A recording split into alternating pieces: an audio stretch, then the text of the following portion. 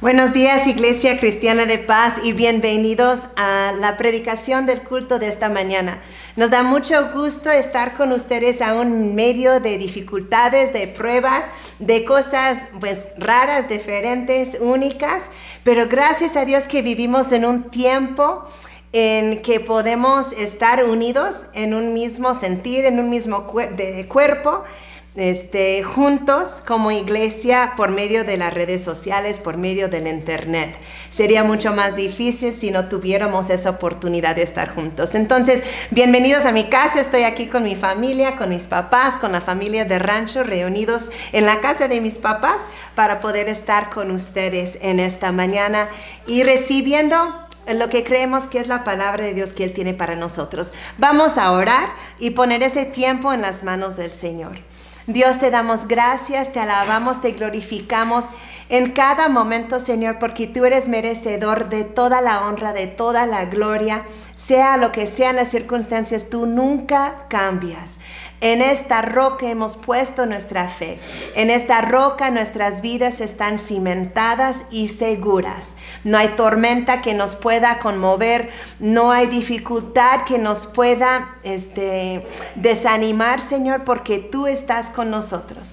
Ahora te pedimos, Dios, que tú estés hablando a cada uno de nuestros corazones por medio de tu Espíritu Santo que se encuentra en cada lugar, que se encuentra en nuestros corazones, que seas tú hablándonos en esta mañana conforme a tu perfecta voluntad y que sea palabra de edificación, palabra que nos sostiene, palabra que nos guíe, Señor, palabra que redarguye y palabra que produzca frutos en nuestras vidas para tu honra y tu gloria. En el nombre de Jesús. Amén. Pues los acontecimientos en el mundo en las últimas semanas, ahora en México en los últimos días, pues han impactado, van a seguir impactando nuestras vidas por bastante tiempo, tanto económicamente como socialmente, como en la educación, pero también espiritualmente. Los líderes de nuestra iglesia, de Iglesia Cristiana de Paz, seguimos velando por cada uno de sus vidas en oración y seguimos a sus órdenes por medio de teléfono, por medio de mensaje, en lo que necesitan para aún en este tiempo seguir creciendo espiritualmente. Esta crisis, sea que el coronavirus en algún momento toque nuestras vidas directamente o nuestros familiares, nos puede afectar, pero aún así la crisis nos está afectando, sea por el distanciamiento social, sea porque ya no se puede ir a la escuela, porque el trabajo se ve afectado, porque estamos más tiempo con nuestra familia en casa, porque no podemos reunirnos cara a cara en la iglesia. Este tiempo nos puede hacer alzar muchas preguntas en nuestras vidas.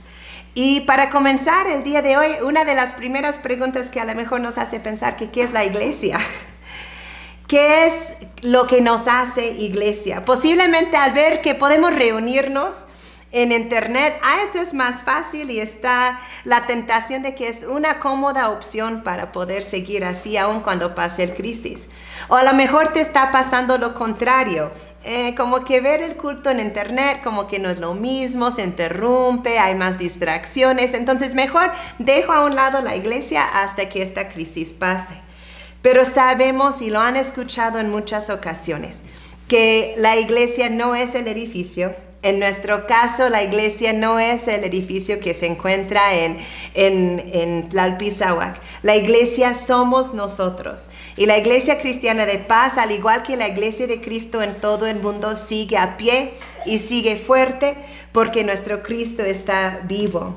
Y gracias a Dios que aún en una pandemia mundial podemos estar reunidos gracias a la tecnología por video, de estar compartiendo tiempos de alabanza y tiempos de la prédica. Yo creo que cuando termine toda esa crisis, el Salmo 133:1 va a ser más cierto que nunca de que cuán bueno y cuán agradable es cuando los hermanos conviven en armonía. Va a ser maravilloso. La iglesia local fue creada para verse, para abrazarse, para estar juntos, y va a ser una delicia cuando lo podemos volver a ver. Sin embargo, entendemos la necesidad que tenemos de no estarnos reuniendo en persona en estos días por el bienestar de nuestros miembros, de nuestra familia, pero también como testimonio de que los cristianos buscamos el bienestar de nuestra comunidad, de nuestro país, al no estar reuniéndonos en persona, a mantenernos alejados físicamente para no apoyar y mucho menos propagar esta enfermedad. Por lo mientras, tenemos el reto y la oportunidad de experimentar iglesia de una nueva manera, de estar buscándonos por teléfono, por mensaje y de estar asistiendo a los cultos para estar unidos como un solo cuerpo, asistiendo a nuestros cultos en línea tanto los jueves como los domingos. Yo aún como pastora, como amiga y como mamá, les animo a que reúnen a su familia. Si pudiera voltear la compu sin causar mucho desastre, verían a todos mis hijos, a todos los que vivimos aquí en el rancho reunidos juntos, porque el domingo sigue siendo el día del Señor y es tiempo de estar con nuestra iglesia. También es una oportunidad para nuestras familias. Hemos dicho en muchas ocasiones que en la palabra de Dios, Dios nos enseña que el varón es el sacerdote del hogar. En el Antiguo Testamento, el papel del sacerdote es llevar al pueblo a tener un encuentro con Dios. Y ese mismo papel de sacerdote sigue en pie hoy para los varones de cabezas de hogar y para las mujeres donde no hay un varón presente en el hogar. Es una oportunidad de ocupar ese puesto de sacerdote para llevar a su familia a los pies de Cristo de una manera que a lo mejor antes no era necesario. A lo mejor nos teníamos el costumbre de depender tanto en el pastor, en la iglesia, en las reuniones, para el liderazgo espiritual de nuestras familias. Y aunque la iglesia sigue presente en línea, es una oportunidad para que nosotros como líderes en nuestra familia, como papás, como mamás, como hermanos mayores, podamos llevar a nuestra familia a los pies de Cristo, a lo mejor de manera diferente como lo hemos tenido que hacer anteriormente. Pero además de esta pregunta, ¿qué es la iglesia?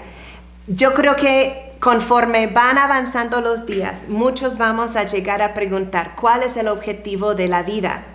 Nuestras vidas hasta ahorita han sido llenos de nuestras ocupaciones diarias, de ir a la escuela, yendo de aquí para allá, las compras, el trabajo, visitando amigos y familiares. Y muchas de esas actividades han sido arrancados de nuestra vida literalmente de un día para el otro. Y la vida puede llegar a sentirse muy vacía, muy sin propósito, sin mucha dirección, porque las cosas que daban rumbo, que daban dirección, que llenaban nuestras vidas, por un tiempo nos han sido quitados. Es especialmente el caso si estas ocupaciones, el trabajo, los amigos, aún nuestra familia, la escuela, ocupaban un lugar demasiado importante en nuestras vidas. Al tener estas cosas quitadas de nuestras vidas puede producir un vacío y esta pregunta de cuál es el objetivo entonces de la vida. Si tengo que estar encerrados, no puedo trabajar, no puedo ir a la escuela, no puedo ocuparme en las cosas normales de la vida, ¿con qué lleno la vida? ¿Con qué lleno ese vacío? Es una oportunidad para reorientar nuestra perspectiva, de volvernos a nuestra verdadera identidad, de encontrar un propósito real y verdadero y duradero. Dios es quien nos da esa identidad y ese propósito por medio de una relación personal con Cristo y a la luz de su palabra. Vamos a abrir nuestras Biblias en Miqueas 6:8, en el libro de Miqueas, al finales del Antiguo Testamento, capítulo 6, versículo 8. Y aquí encontramos parte de ese propósito que Dios tiene para nosotros. Y dice, ya se te ha declarado lo que es bueno. Ya se te ha dicho lo que de ti espera el Señor. Practicar la justicia, amar la misericordia y humillarte ante tu Dios. Vamos a ver también Juan capítulo 17, versículo 3. Juan 17, versículo 3, dice, y esta es la vida eterna, que te conozcan a ti, el único Dios verdadero, y a Jesucristo, a quien tú has enviado. Ahí nos da claramente el mayor propósito de la vida, que te conozcan a ti, el único Dios verdadero. y a Jesucristo. Y finalmente Marcos capítulo 12, del versículo 28 al 31. Marcos 12, 28 al 31.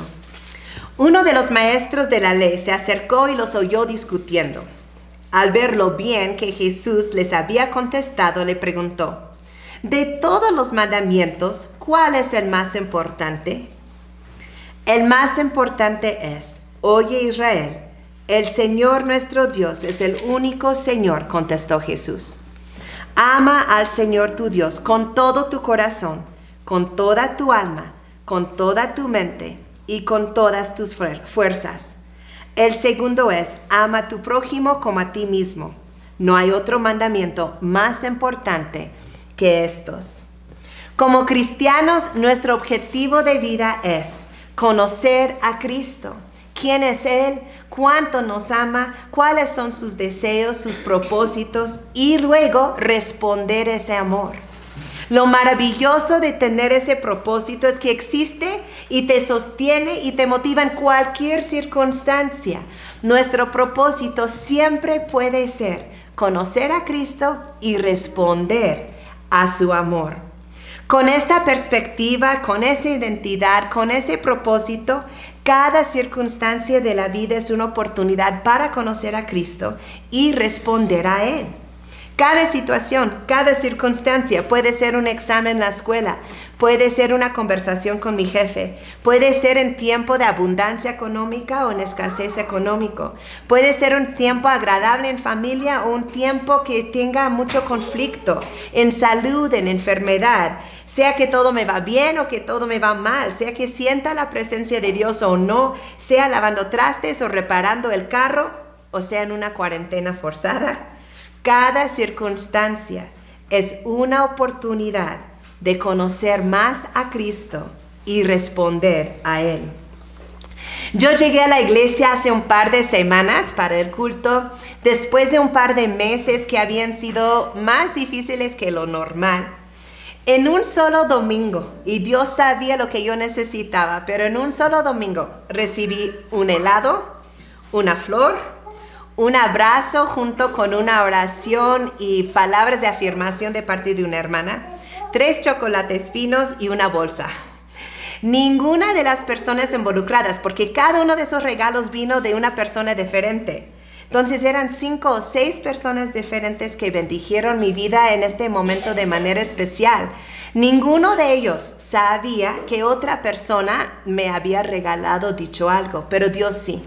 Y Dios orquestó, planeó, preparó esos momentos sabiendo lo que yo necesitaba. Y yo conocí a Cristo más ese día por medio del amor de cada una de estas hermanas y hermanos que me bendijeron en este día.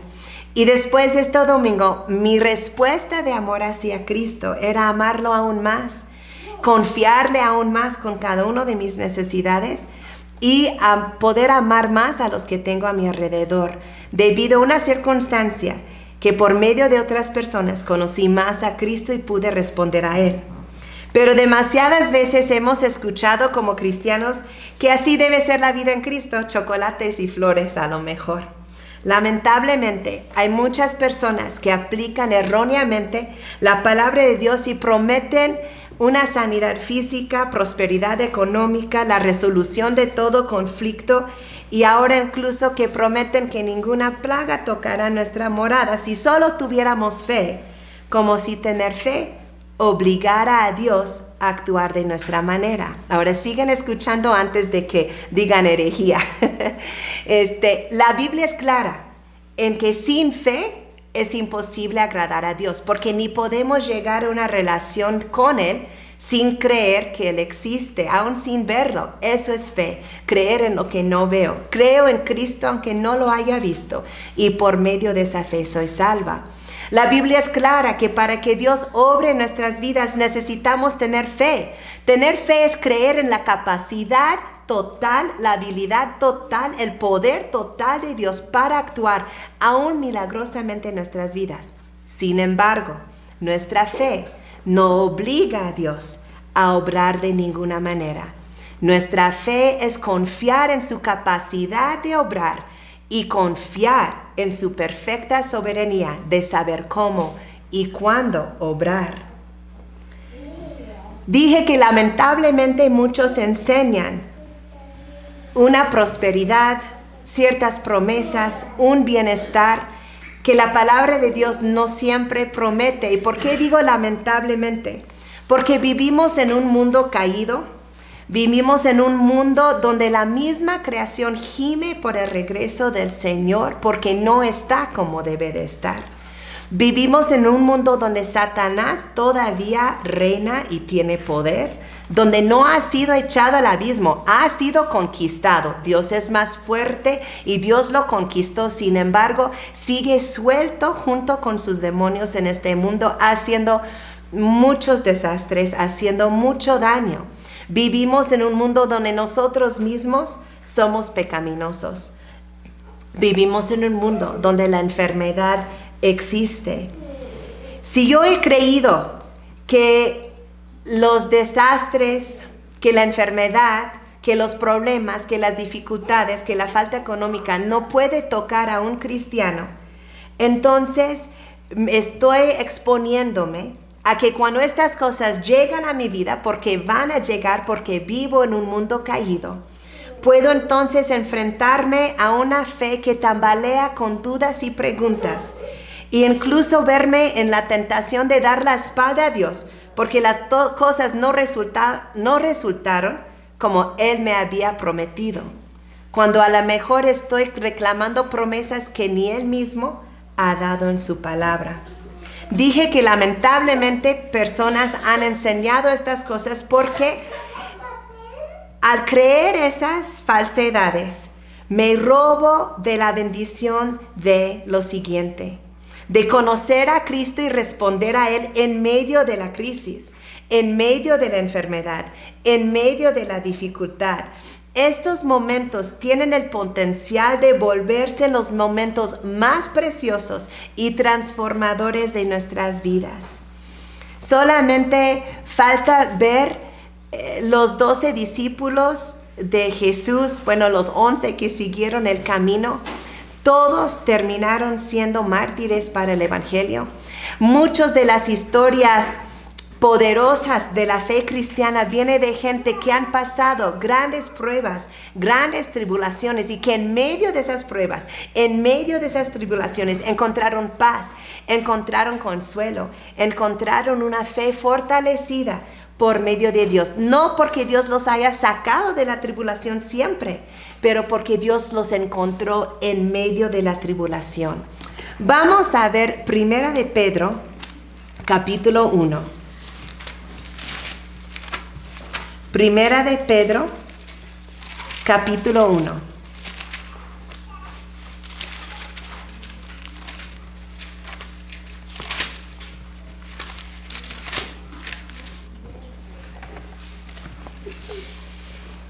Primera de Pedro, capítulo 1, empezando con el versículo 1. Pedro, apóstol de Jesucristo, a los elegidos, extranjeros dispersos por el Ponto, Galacia, Capadocia, Asia y Bitinia, según la previsión de Dios el Padre, mediante la obra santificadora del Espíritu, para obedecer a Jesucristo y ser redimidos por su sangre, que abunden en ustedes la gracia y la paz. Podríamos decir, hoy los miembros de Iglesia Cristiana de Paz que están dispersos en Tlaltizahua, Iztapaluca, Chalco, la Ciudad de México, incluso hasta Cuecuecotitla, ¿verdad? Seguimos en el versículo 3. Alabado sea Dios, Padre de nuestro Señor Jesucristo. Por su gran misericordia nos ha hecho nacer de nuevo mediante la resurrección de Jesucristo, para que tengamos una esperanza viva y recibamos una herencia indestructible, incontaminada e inmarchitable. Tal herencia está reservada en el cielo para ustedes. ¿Dónde está nuestra herencia? Dice que nuestra herencia está reservada en el cielo, a quienes el poder de Dios protege mediante la fe hasta que llegue la salvación que se ha de revelar en los últimos tiempos. Esto es para ustedes motivo de gran alegría, a pesar de que hasta ahora han tenido que sufrir diversas pruebas por un tiempo. Pongamos atención a esta última parte que dice que es de gran alegría para nosotros el saber que tenemos una herencia reservada para nosotros en el cielo, no aquí todavía. Nuestra herencia viene en el cielo y esto nos da gran alegría a pesar de que hemos tenido que sufrir diversas pruebas por un tiempo. Siguiendo en el versículo 7, el oro, aunque perecedero, se acrisola al fuego. Así también la fe de ustedes, que vale mucho más que el oro, al ser acrisolada por las pruebas, demostrará que es digna de aprobación, gloria y honor cuando Jesucristo se revele. Ustedes lo aman a pesar de no haberlo visto, y aunque no lo ven ahora, creen en Él, y se alegran con un gozo indescriptible y glorioso, pues están obteniendo la meta de su fe, que es su salvación. Vamos a saltar al versículo 13. Por eso, dispónganse para actuar con inteligencia. Tengan dominio propio. Pongan su esperanza completamente en la gracia que se les dará cuando se revele Jesucristo.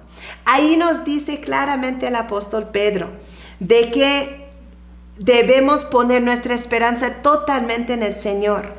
Nuestra esperanza no está en el gobierno, no está en un medicamento, no está ni siquiera en estar preparados.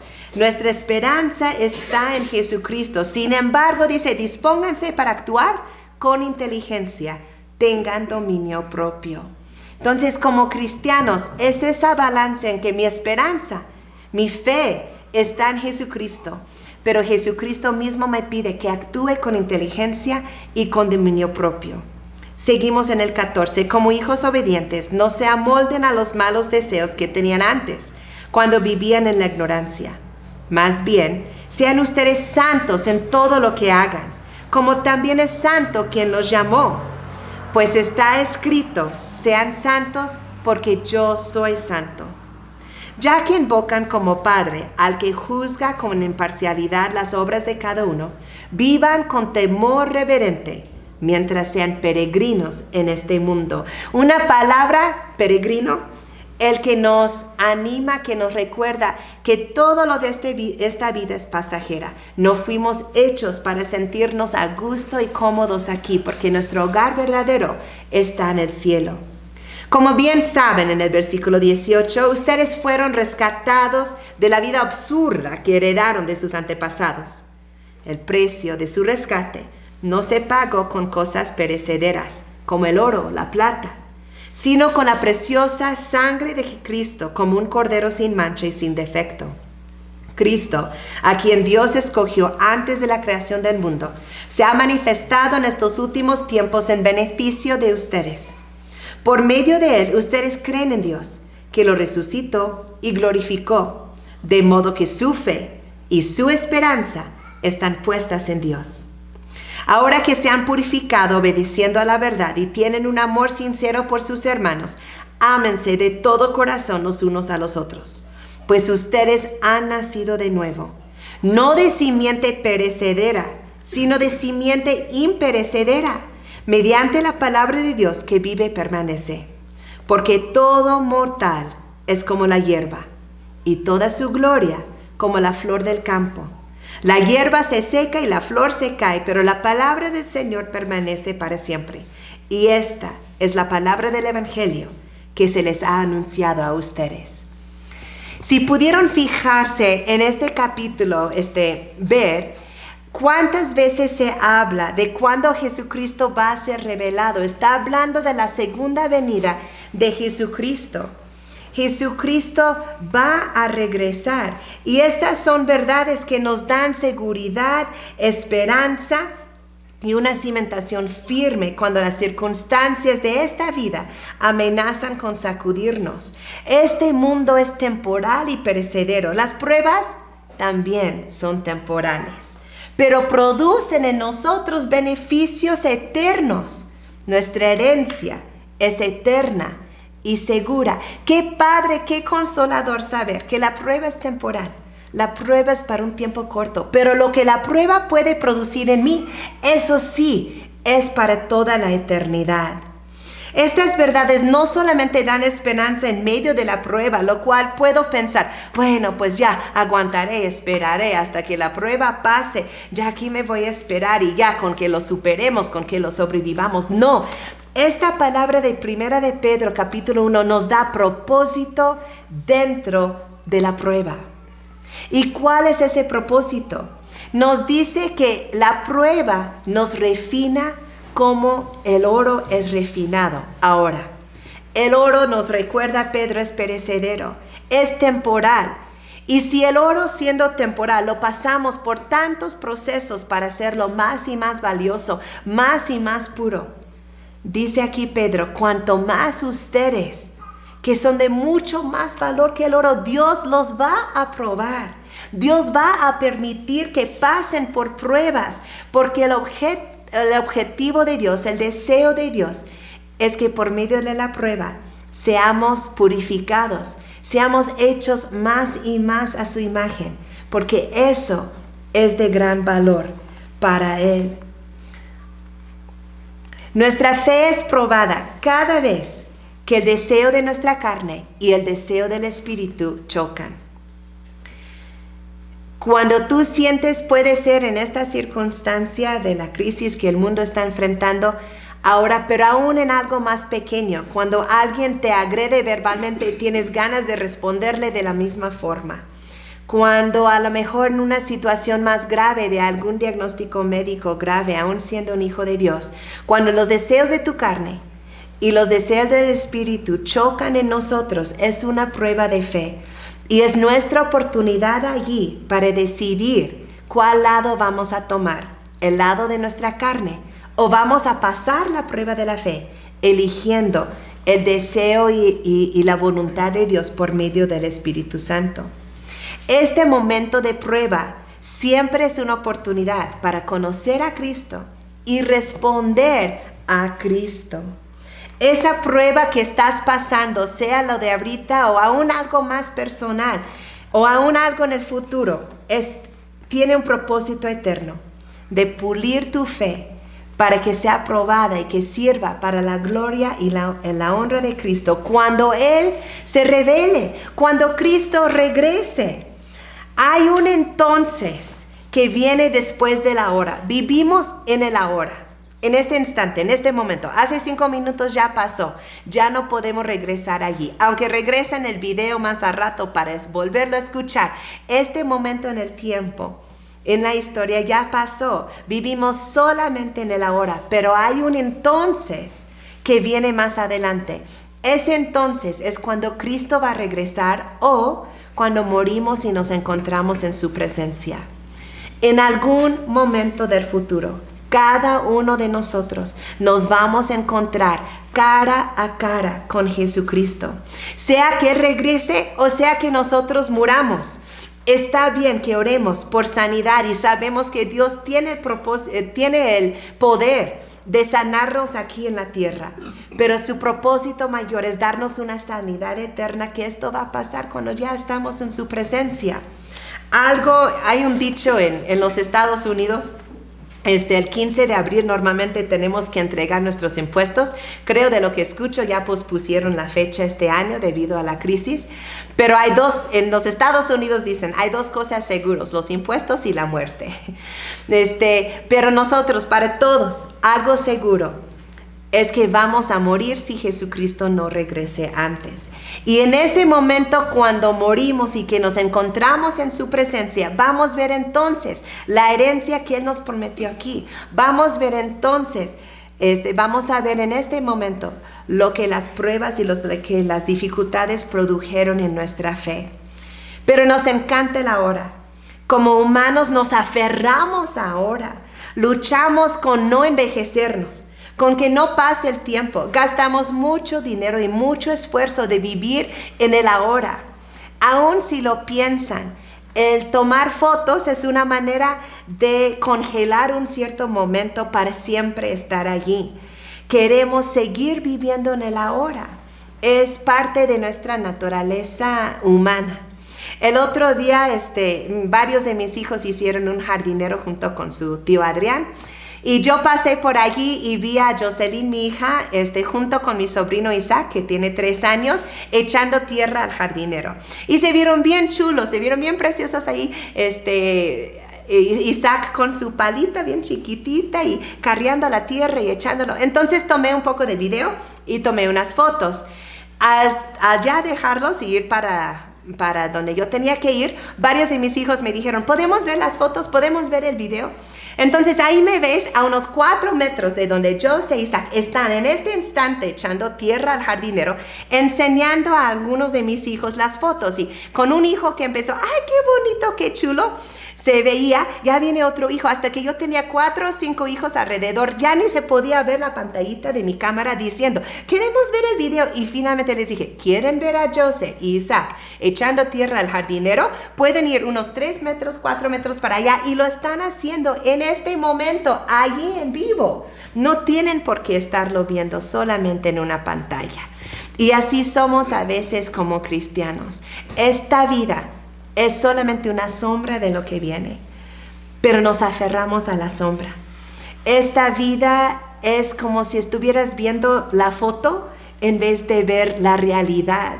No sé cuántas veces he querido captar un momento con una foto, un video, y me doy cuenta que perdí el momento por estar tratando de captarlo para verlo después en vez de solo apreciar esa realidad en el momento. Como cristianos, tenemos que recordar que la verdadera realidad viene con la eternidad. Cuando Cristo regrese o somos llamados a su presencia, eso es la realidad. No perdamos el entonces por estar tan aferrados a la hora.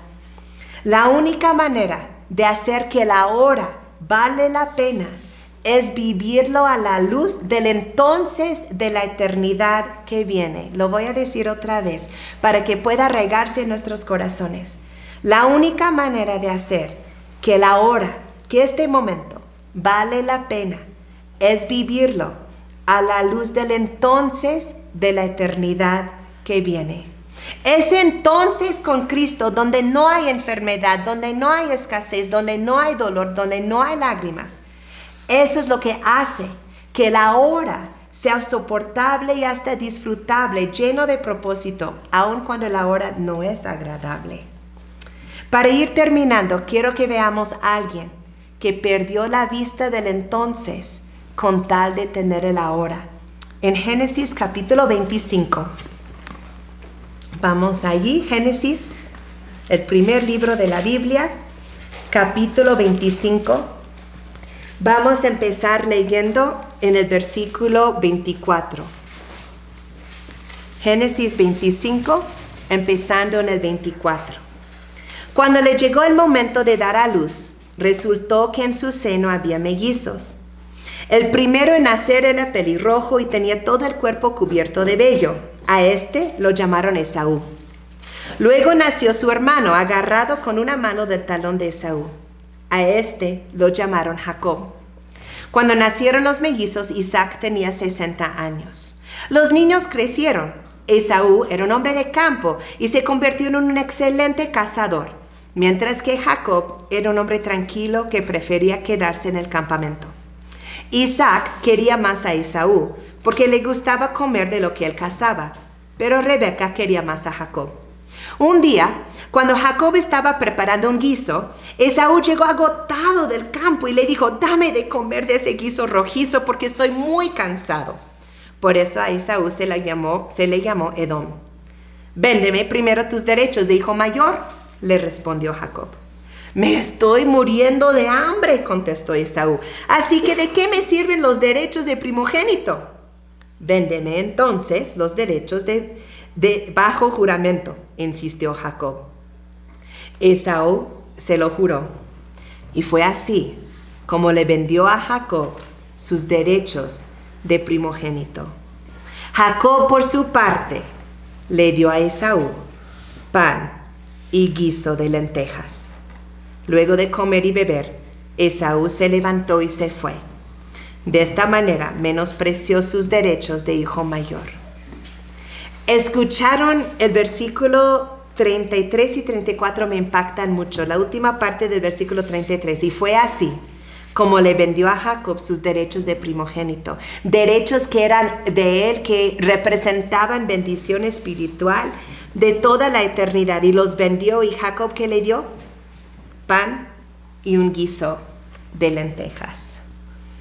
Esaú era una persona que estaba atrapado en ahora y perdió la vista del entonces que venía. Prefería pan y lentejas ahorita, un bienestar de ahorita, una comodidad de ahorita, algo que llenara su panza ahorita, y menospreció lo que Dios había preparado para él para toda la eternidad. Tú y yo tenemos, según 1 de Pedro 1 que leímos, una herencia, y vamos a recordar las palabras con que Pedro describe esa herencia. Esaú tenía una herencia y lo vendió por pan y lentejas. Nosotros tenemos una herencia que dice la palabra de Dios en 1 de Pedro 1:4, una herencia indestructible, incontaminada e inmarchitable. Tal herencia está reservada en el cielo para ustedes. Entonces, en esta prueba que estamos pasando ahorita como país y realmente como mundo entero, recordemos que nuestra herencia es indestructible, incontaminada, inmarchitable, pero está reservada para nosotros en el cielo. Aquí contamos con la presencia constante del Señor. Él promete que nunca nos va a abandonar, que nunca nos va a dejar. En medio de esta prueba o del que viene, el coronavirus, primero Dios, sí, se va a acabar. Vamos a poder salir de nuestras casas otra vez, pero después de esta llegará otra prueba en nuestras vidas. Sea personalmente, sea como iglesia, sea como país. Es parte de vivir en un mundo caído. Es la dificultad y la prueba. Pero la esperanza, la seguridad que nosotros tenemos es que tenemos una herencia esperándonos en el cielo. La promesa de la presencia de Dios aquí en la tierra. Y la promesa de que esas pruebas son solo por un tiempo. Y no solamente es una prueba para soportar, es una prueba con propósito para producir en nosotros una fe que es aprobada y que sirve para la gloria y la honra de Jesucristo. Y no hay nada mejor que esto. Terminamos con una promesa de Dios en Romanos 8:28, que dice: ahora bien, sabemos que Dios dispone todas las cosas para el bien de quienes lo aman, los que han sido llamados de acuerdo con su propósito. Requiere de gran fe creer esa palabra, que Dios dispone todas las cosas, sean a nuestro parecer buenas o malas, Dios los dispone para el bien de quienes lo aman. A lo mejor queremos tener fe para que Dios haga lo que quisiéramos que hiciera. A lo mejor esperamos aquí en esta tierra una vida más fácil, pero nuestra verdadera fe se pone en práctica cuando podemos creer firmemente que aún esta crisis, que aún esta prueba y las que han de venir son para mi bien, porque así en su palabra lo dice. Ahora bien, sabemos que Dios dispone todas las cosas para el bien de quienes lo aman, los que han sido llamados de acuerdo con su propósito. Entonces, hermanos, hermanas, amigos, amigas, en esta crisis y los que vengan en la vida, vamos a poner nuestros ojos de fe en el entonces que viene, en la herencia que tenemos en el cielo, que hace no solo soportable esa prueba, pero da propósito a nuestra prueba. Vamos a orar. Dios, te damos gracias por tu presencia, por la promesa de que siempre estás con nosotros. Gracias por la promesa que todas las cosas ayudan a bien, aunque no vemos, aunque no entendemos, aunque no lo podemos comprender, aunque no se siente así. Sabemos con toda certeza que todo lo que llega a nuestra vida es para nuestro bien. A lo mejor no para nuestra comodidad, a lo mejor no para nuestra felicidad, pero sí para nuestro bien eterno. Gracias por esta esperanza que tenemos de tener una herencia reservada para nosotros en el cielo, donde no hay dolor, donde no hay sufrimiento, donde no hay escasez. Nuestra esperanza, nuestra fe, nuestra seguridad está puesta solo en ti. Y gracias, Cristo, porque tú eres digno de toda alabanza y eres digno de toda nuestra confianza. En el nombre de Jesús. Amén. Iglesia Cristiana de Paz, Dios los ama. Dios está con nosotros. Gracias por estar con nosotros en este día. Los esperamos para el culto del jueves, para el próximo domingo, y sabemos que vamos a ver la obra poderosa de Dios en cada una de nuestras vidas. Que el Señor les bendiga